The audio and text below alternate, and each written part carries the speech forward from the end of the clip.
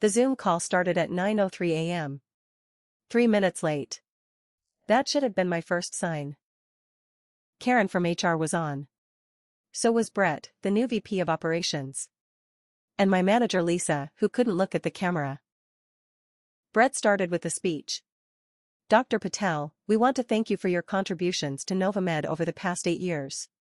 However, we've decided to make a change in the quality assurance leadership structure.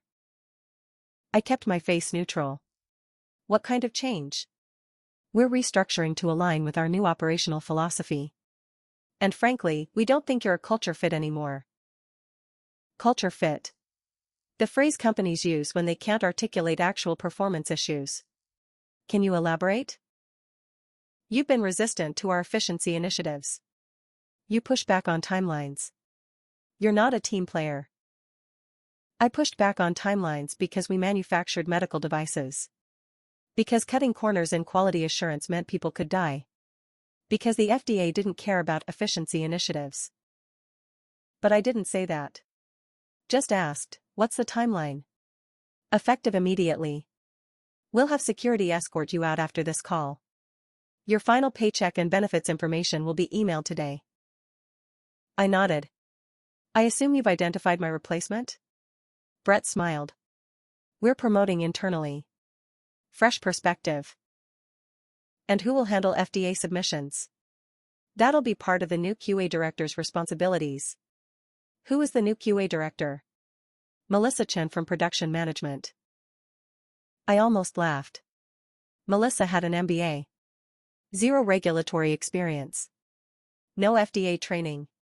And most importantly, no authorized signature. I see. Well, good luck with that. Brett frowned. Is there a problem?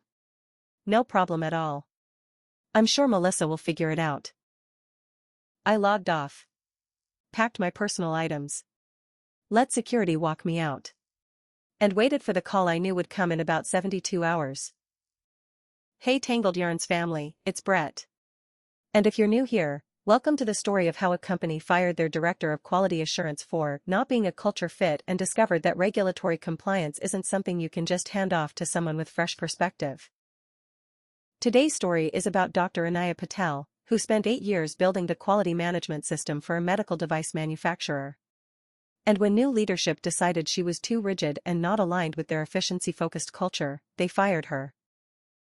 Without realizing that Dr. Patel was the only person in the company legally authorized to sign FDA submission documents. Let's untangle this. Dr. Anaya Patel joined Novamed Technologies in 2016 with a PhD in biomedical engineering and 6 years of regulatory experience. Novamed manufactured surgical instruments, specialized tools for orthopedic and spinal procedures. The kind of equipment that required extensive FDA approval and ongoing compliance monitoring. When Anaya joined, Novamed's quality systems were a mess. Documentation was inconsistent. Regulatory filings were often late. They'd had 2 FDA warning letters in the previous 3 years. Anaya rebuilt everything. Implemented proper documentation controls. Trained staff on regulatory requirements. Established validation protocols. Most importantly, she became Novamed's authorized FDA correspondent. The person whose signature the FDA recognized on all submissions for new products, modifications, and annual compliance reports. This wasn't automatic. It required FDA registration, background verification, training certifications. It took months to establish. But once it was done, Anaya was the official point of contact. Her name. Her signature. Her authority. By 2020, Novamed had gone 3 years without a warning letter. Their approval timelines had shortened. They were launching products faster than ever. Revenue grew from $45 million to $180 million. Anaya was promoted to Director of Quality Assurance in 2021. Salary, $185,000. Then in 2023, Novamed was acquired by a private equity firm. New CEO. New leadership team. New operational philosophy. Brett Morgan became VP of Operations. He'd come from consumer electronics. Had never worked in regulated medical devices. His mandate was simple: increase margins, speed up production, reduce unnecessary overhead. He saw quality assurance as overhead. In his first month, Brett started pushing for faster product releases, shortened validation timelines, reduced testing protocols. Anaya pushed back. We can't skip validation steps. The FDA doesn't need to know every little detail. Yes, they do. That's literally the point of regulatory compliance. You're being inflexible. We need to move faster. We need to move safely. Brett started documenting these conversations as resistance to change. In early 2024, he implemented what he called efficiency metrics. Everyone in operations had quotas, timelines, productivity targets. Anaya's team was measured on time to approval. How fast they could get products through the regulatory process. Never mind that they didn't control that timeline. The FDA did. When Anaya explained this, Brett said, "You're making excuses. Other companies move faster. Other companies get warning letters. We don't. Because we do it right. That's the old way of thinking. We need cultural alignment." Cultural alignment meant agreeing with Brett. Anaya didn't agree with Brett. So in March 2024, she was fired for not being a culture fit. Melissa Chen, the new QA director, started the following week. Bright, enthusiastic, completely unqualified for regulatory work. Brett gave her a pep talk. Don't let anyone tell you this is complicated. It's just paperwork. You've got this. Melissa dove in. Started reviewing what Anaya's team was working on. They had 3 FDA submissions pending. 1 new product approval. 2 modifications to existing devices. Melissa reviewed the files. Everything looked complete. Great, she told the team. Let's submit these. We need Dr. Patel's signature, someone said. I'm the director now. I'll sign. You're not an authorized correspondent with the FDA. Melissa blinked. What does that mean? The team explained. Only certain people could sign FDA submissions. They had to be registered with the FDA as official company representatives. Anaya had been the only one. Okay, so I'll register, Melissa said. That takes 3 to 6 months. Application. Background check. Training verification. Melissa went to Brett. We have a problem. Brett wasn't concerned. Just sign the documents. The FDA won't know. They'll know. The submissions are tied to registered correspondent numbers. Then register yourself. That takes months. How long can we wait? These submissions are already overdue. If we miss the deadline, we have to restart the entire process. That's another year. Brett finally understood the problem. Called an emergency meeting with legal and compliance. The attorney was blunt. You can't submit FDA documents without an authorized correspondent. If you try, the submission will be rejected. If you forge authorization, that's federal fraud. What about the documents that are ready to go? They need Dr. Patel's signature. She doesn't work here anymore. Then you need to bring her back. Or wait until Melissa is authorized. Or hire someone else who's already FDA registered. Brett called Anaya that afternoon. She didn't answer. He emailed. Dr. Patel, we need to discuss transition items. Please call at your earliest convenience. Anaya replied 2 days later. Happy to discuss. My consulting rate is $950 per hour with a 20-hour minimum monthly retainer. Brett called her immediately. You want $19,000 a month to sign documents? I want $950 an hour to provide regulatory consulting services. That includes document review, FDA correspondence, and submission authorization. That's extortion. That's the market rate for an FDA-authorized regulatory consultant with my experience. You're welcome to find someone else. Brett did try to find someone else. Posted job listings. Contacted recruiters. The problem was simple: authorized FDA correspondents were rare. Most worked for large pharmaceutical companies. The few who were available wanted $200,000 plus salaries. And none of them could start immediately, because they'd need to transfer their authorization to Novamed, which took months. Meanwhile, Novamed had products sitting in regulatory limbo. The new product, a spinal fusion device, was supposed to launch in Q2. Revenue projections: $40 million in first-year sales. Every month of delay cost them market share to competitors. The two modifications were for existing products. Without approval, they couldn't implement design changes. Couldn't fix known issues. Couldn't improve performance. By May 2024, Brett was desperate. He called Anaya again. Okay. $950 an hour. But just until we get Melissa authorized.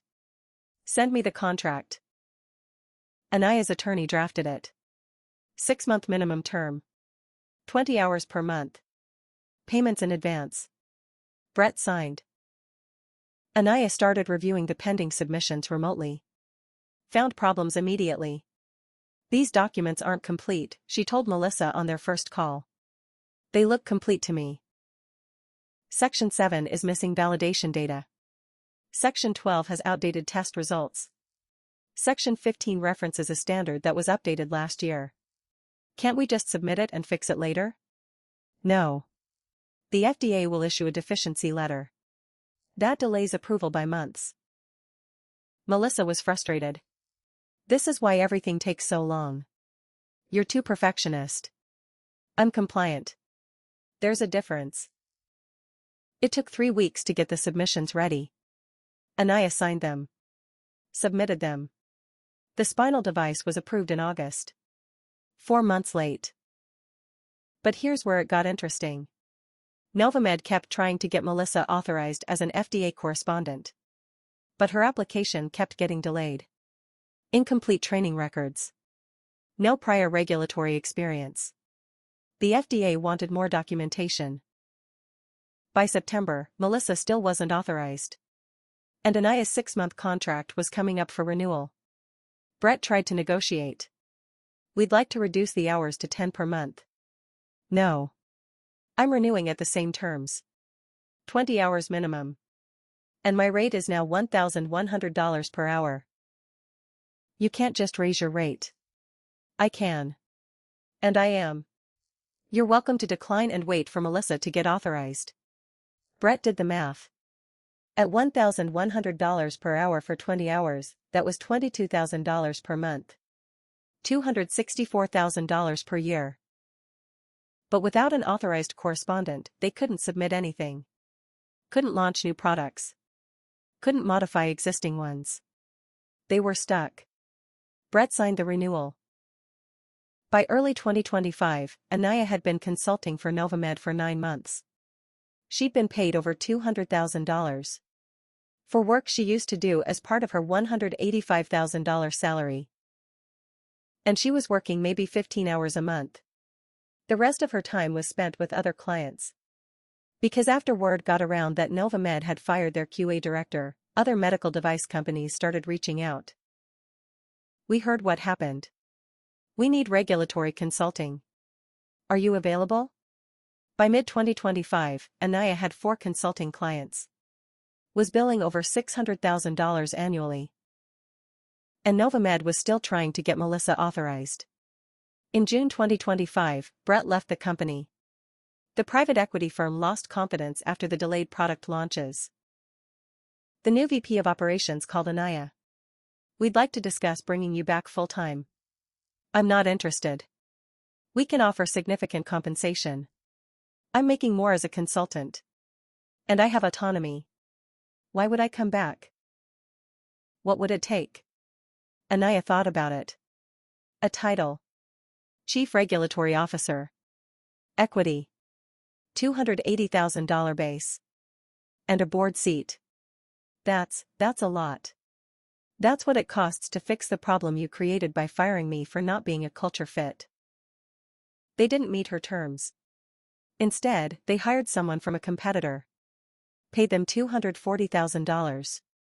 Took 4 months to get them authorized. And Anaya kept consulting. Kept building her business.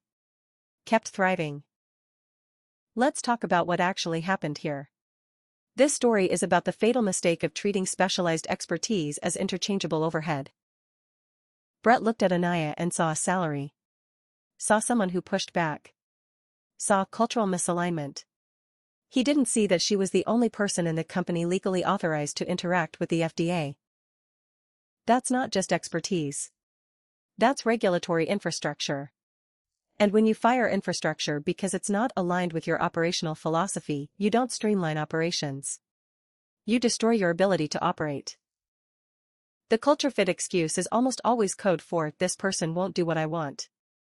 In Anaya's case, what Brett wanted was to cut corners on regulatory compliance. And Anaya wouldn't do that. Not because she was rigid. Because she understood that in medical devices, cutting corners kills people. Brett thought he could replace her with someone more compliant. Someone younger. Someone cheaper. But the FDA doesn't care about your org chart. They care about authorization. And Anaya had it. Melissa didn't. That single oversight cost Novamed millions in delayed revenue and forced them to pay Anaya more as a consultant than they'd ever paid her as an employee. And Anaya? She learned that being not a culture fit at a company run by idiots is actually a compliment. Alright, Tangled Yarns family, your turn. Have you ever been fired for culture fit when the real issue was that you wouldn't compromise on something important? Or have you seen a company fire someone specialized and then realize too late that person was irreplaceable? Drop your stories below. If this one resonated, hit that like button. Subscribe for new stories every single day. And remember, if someone fires you for not being a culture fit, check whether their culture is worth fitting into. I'm Brett. This is Tangled Yarns. And that yarn? Officially untangled. See you tomorrow.